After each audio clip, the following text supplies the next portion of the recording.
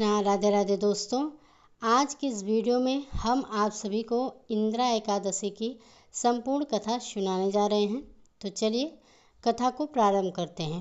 पौराणिक कथा के अनुसार महाभारत युद्ध में मारे गए अपने सगे संबंधियों की आत्मा को मोक्ष दिलाने और उन्हें संतुष्ट करने की इच्छा से धर्मराज युधिष्ठिर ने भगवान श्री कृष्ण से अश्विन मास के कृष्ण पक्ष की एकादशी के बारे में पूछा कि हे प्रभु, अब आप कृपा कर अश्विन मास के कृष्ण पक्ष की एकादशी कथा को सुनाइए।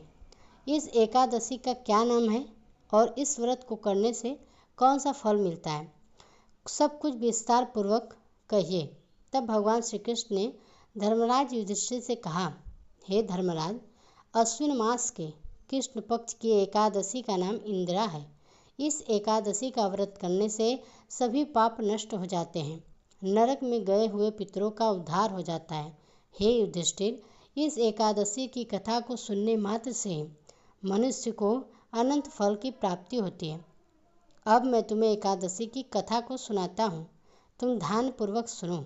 सतयुग में महिष्मती नाम की नगरी में इंद्रसेन नाम का एक प्रतापी राजा राज्य करता था। वह पुत्र, पौत्र, धन धान्य आदि से परिपूर्ण था। उसके शत्रु भी सदैव उससे भयभीत रहा करते थे। एक दिन राजा अपनी राज्यसभा में सुखपूर्वक बैठा था कि तभी महर्षि नारद जी वहां आ गए। महल में महर्षि नारद को उपस्थित देखकर राजा अपने आसन से उठा और प्रणाम करके उन्हें आदर सहित आसन दिया। तब देवर्षि नारद जी ने कहा कि हे राजन, आपके राज्य में सब कुशल से तो है। मैं आपकी धर्मपरायणता देखकर अत्यंत ही प्रसन्न हूँ। राजा कहने लगा, हे देवर्षि, आपकी कृपा से मेरे राज्य में सब कुशल मंगल है और आपकी कृपा से मेरे यज्ञ कर्म आदि भी सफल हो गए। हे देवर्षि, अब आप कृपा करके बताएं कि आपका यहाँ आगमन किस उद्देश्य से हुआ है और मैं आपकी क्या सेवा कर सकता हूँ। राजा की बात को सुनकर देवर्षि नारद जी कहने लगे कि हे राजन, मुझे एक महान आश्चर्य हो रहा है कि एक बार जब मैं ब्रह्मलोक से यमलोक को गया था, तब मैंने यमराज की सभा में तुम्हारे पिता को बैठे देखा।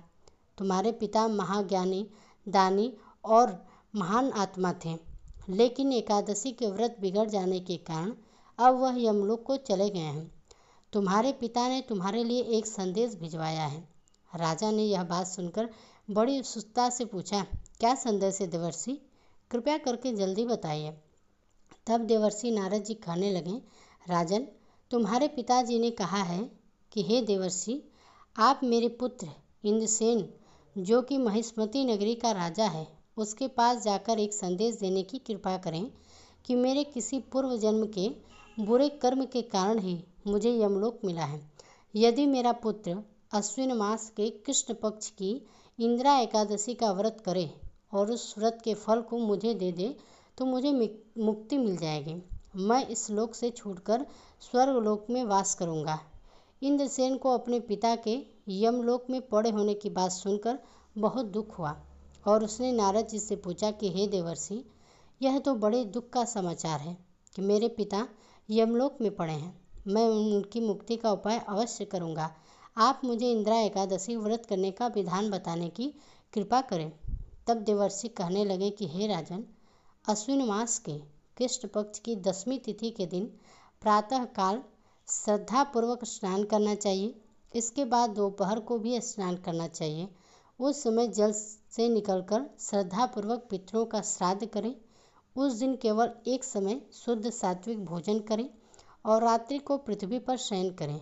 इसके बाद दूसरे दिन अर्थात एकादशी के दिन नित्य कर्मों से निवृत्त होकर स्नान करने के बाद भक्तिपूर्वक व्रत को धारण करें और इस प्रकार संकल्प लें कि आज मैं निराहार रहूँगा और सभी भोगों का त्याग दूंगा और इसके बाद अगले दिन ही भोजन ग्रहण करूँगा।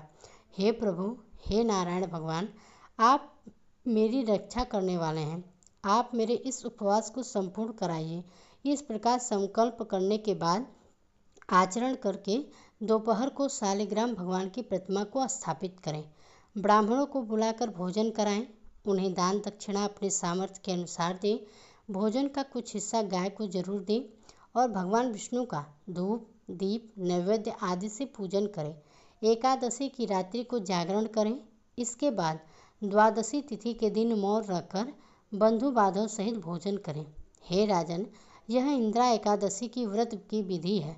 अगर तुम आलस्य त्याग कर इस दिन एकादशी व्रत को करोगे तो तुम्हारे पिता अवश्य ही स्वर्ग के अधिकारी बन जाएंगे, उन्हें मोक्ष मिल जाएगा।